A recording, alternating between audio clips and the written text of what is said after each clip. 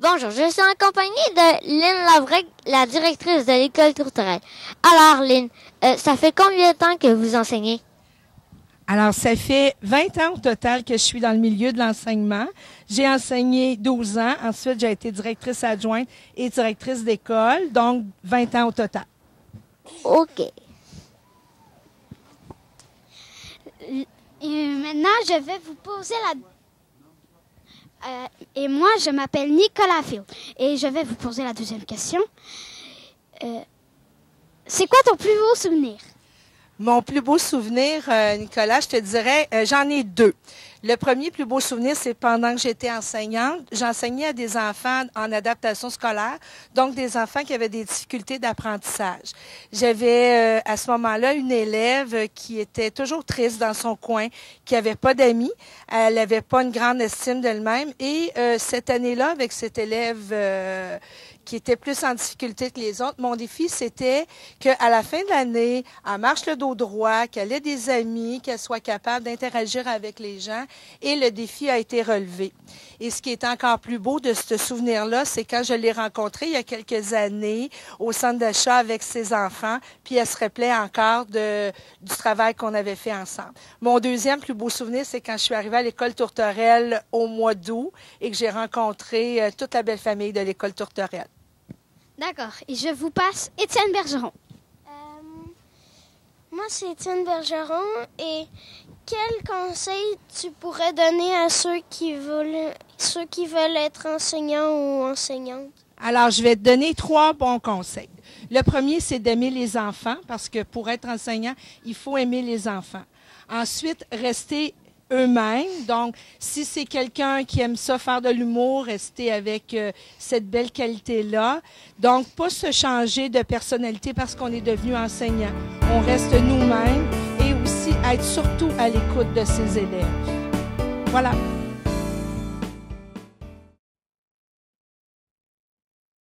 Bonjour, je suis en compagnie de Lynn Labref, directrice de l'école Tourterelle. Bonjour, Lynn. Bonjour. Pourquoi vous aurez voulu devenir directrice? Alors, je voulais devenir directrice parce que j'avais envie de faire une différence dans la vie des gens, dans la vie des enfants, mais aussi dans la vie des professeurs. Souvent, comme professeur, j'étais seule avec ma classe. Puis, des fois, quand on est seul, on a de la misère, des fois, à se trouver des bonnes idées pour stimuler puis aider nos élèves. Alors, en équipe, comme directrice, avec toute l'équipe des profs, je suis capable de travailler à trouver des choses intéressantes pour vous autres, pour l'ensemble de l'école. Je crois que c'est une belle école. Oui, c'est une belle école. Alors, je vous passe avec Laurence Bolduc. Bonjour, moi je m'appelle Laurence Bolduc. Bonjour, Laurence. Toi, Lynn, est-ce que être directrice à l'école Tourterelle, c'est comme vous l'aviez pensé? Honnêtement, non. C'est pas comme je l'avais pensé. C'est encore plus fun que je l'avais pensé. Je m'attendais à rencontrer des enfants allumés, intéressants, intelligents. Je m'attendais à rencontrer des professeurs extraordinaires, mais c'est au-delà de ce que je m'attendais. Et je suis, depuis le début de l'année, je suis sur un nuage. Et je suis à l'école Tourterelle sur un nuage. Et j'aime beaucoup, beaucoup, beaucoup ce que je vois et ce que je fais ici.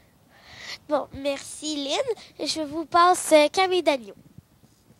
Bonjour. Moi, mon nom, c'est Camille. Et est-ce que vous pensez que les projets, ça nous aide est-ce que ça nous aide à mieux comprendre? Oui, je pense que les projets vous aident à mieux apprendre parce que, dans un premier temps, les projets, ça vient de vous. Ça vient des choses que vous aimez. Et quand on aime quelque chose, on est toujours prêt à donner son maximum et à être meilleur parce que c'est quelque chose qu'on aime. Fait que oui, je pense que les projets, ça vous aide à mieux comprendre. Moi, quand j'étais enseignante, je travaillais toujours en pédagogie par projet avec mes élèves et je voyais une différence sur leurs apprentissages, comme je le vois ici. Moi, est-ce que je peux poser une question à Madame la directrice? Oui. Moi aussi, j'ai le droit à ma question. Oui.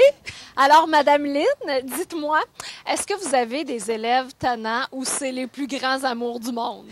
En fait, les deux, ils sont tannants, mais c'est les plus grands amours du monde. C'est des tannants attachants. Oui, tout à fait.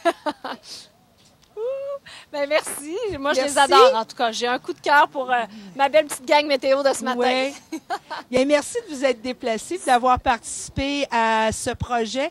C'est des gens comme vous, puis des parents comme on a à Tourterelle qui font la différence dans la vie de nos enfants, puis qui les aident à évoluer dans leurs apprentissages.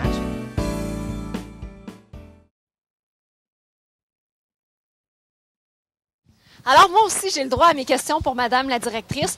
Moi, j'aimerais ça peut-être que vous donniez quelques conseils peut-être aux futurs parents. Alors, les futurs parents qui sont intéressés par les écoles innovatrices comme l'école Tourterelle, donc les écoles alternatives où les enfants apprennent différemment, devront d'abord et avant tout avoir envie de s'impliquer dans la vie de l'école et dans la vie de leur enfant. Parce que c'est bien important la présence du parent à l'école. Le parent devient comme co-éducateur. Alors, l'enseignant va faire un travail académique, donc au niveau des mathématiques, français, l'anglais, et toutes les autres matières qu'un enfant verrait dans une école dite traditionnelle vont être amenées par les parents dans des projets.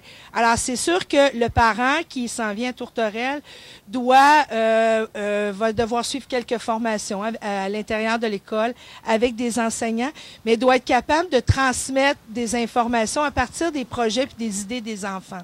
La pédagogie par projet amène les enfants à se dépasser parce que, comme je disais tantôt, le projet vient de l'enfant. Par exemple, aujourd'hui, on vivait le projet de Camille. Le projet de Camille, c'était j'ai envie de faire comme Anouk à la TV et de faire de la présentation météo. Alors, accompagné de Jean, le papa de Camille, et du reste de l'équipe, ils ont élaboré un projet. Donc, ils doivent suivre en même temps un côté pédagogique. Les parents ont des fiches qu'ils peuvent consulter et suivre. Et on part du principe qu'on a envie de faire ce métier-là. Et à partir de là, qu'est-ce qu'on doit apprendre? Qu'est-ce qu'on doit faire? Donc, il y a eu des pratiques. Ils se sont filmés. Ils ont pratiqué différentes choses.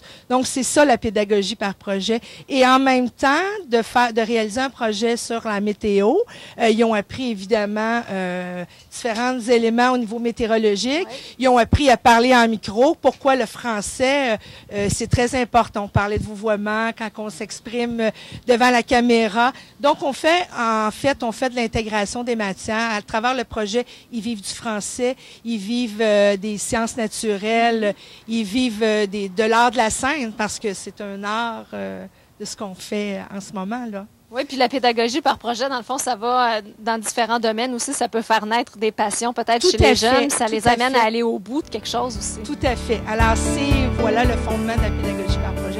C'est la passion. Vous avez une belle école, en tout cas. Bravo. Merci beaucoup. Ce que vous faites. Merci.